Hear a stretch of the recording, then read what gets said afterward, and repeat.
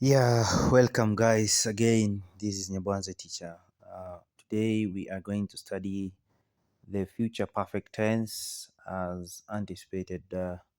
We have already studied almost all the tenses, so we are left with future perfect tense and also future perfect continuous tense. So anytime you see a perfect tense, as I said earlier on, the verb must be in the past participle. Again, if you check here in the image, the structure is the subject plus will have or shall have plus the verb, but it should be in past participle. Past participle form of the verb is usually the verb in the third form of the verb. We usually have the basic form of the verb, and then we have the past tense and also the past participle. For example, if you say eat is basic, past tense of eat is ate, and then past participle is eaten. And normally when we use past participle, we must use have or has. Yeah, this particular tense is used in an action that will be completed before a specific time in the future. We're going to see an example that says, I will have cleaned the house before the guests arrived. So the action that is completed here is cleaning the house before before the specific time in the future, as we have seen here. It focuses on the completion of the action. That is what it focuses. So for example, if I say I will have cleaned the house, then I'm saying I'm focusing on completing cleaning the house. Signal words normally used by this time, by then, before, or this time tomorrow, something like that. Examples, as you've seen, I will have cleaned the house before the guest arrived. Look at the structure, coincides directly or intertwines with this particular tense directly. And then will not have eaten lunch by noon. So it means that by that specific time is noon. I mean, that particular time you should not have finished that particular task. Well, so this is just a repetition, but again, it is very, very important. We are saying that the future perfect tense is the subject plus will have plus past participle. As I've said again, that the usage is to show an action that will be completed, not that the action that is completed will be completed before a future time. So we said again that it focuses on the completion of the action, and the signal words they are the same that we had said earlier on: by this time, by then, before. Example 1 says, I will have finished the report by Friday. So the completed action is finishing the report. So I will have finished the report by Friday. The second example, she will have left by this time next week. So the action that is completed there is leaving.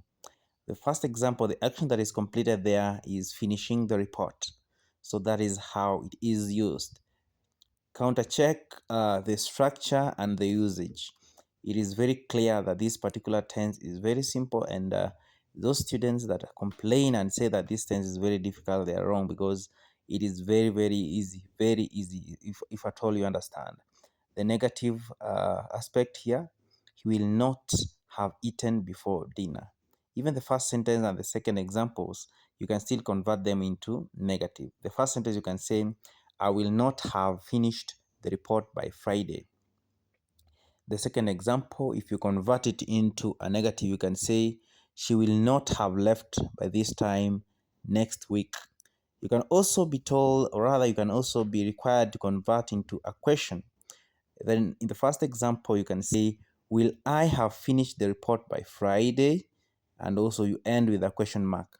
The second example, will she have left by this time next week? So that is how you can convert these particular sentences into question form. You can convert them into negatives. You can convert them into positive sentences or affirmative sentences. You can also convert them into question or interrogative sentences, making them very perfect. Thank you very much. Yeah. Now we move to the future perfect continuous tense so that we wrap this up, so that by the end of the day we shall have finished these. So the future perfect continuous tense, after learning about the simple future, the future perfect, and also the future perfect continuous, we have learned the future continuous. We have also learned the future perfect. So they are intertwined like that. They are related and it makes sense. So the structure there, as you can see, is the subject plus will have been plus the verb in ing. For example, he will have been eating.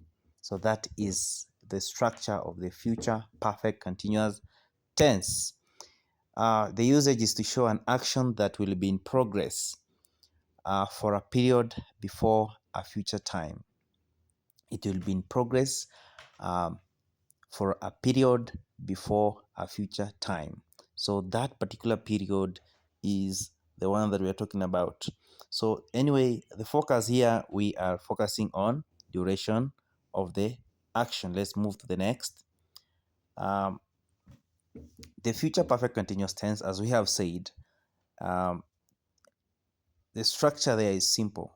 We have the subject plus will have been plus the verb in ing and maybe plus object if the verb is a transitive verb.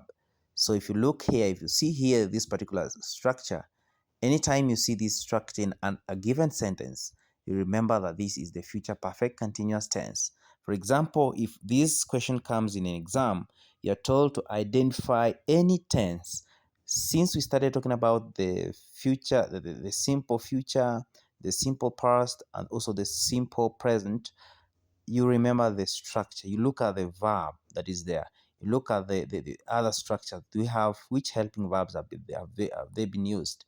You know, are these verbs, do we have ing? I've said anytime you see ing, then that one is continuous tense.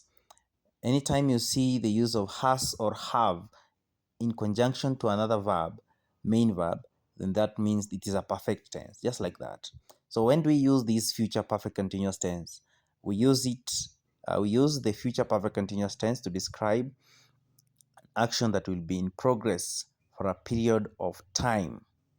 It will be in progress for a period of time before a specific moment in the future. For example, I say, I will have been eating. That means this action of eating will be in progress for a particular period of time.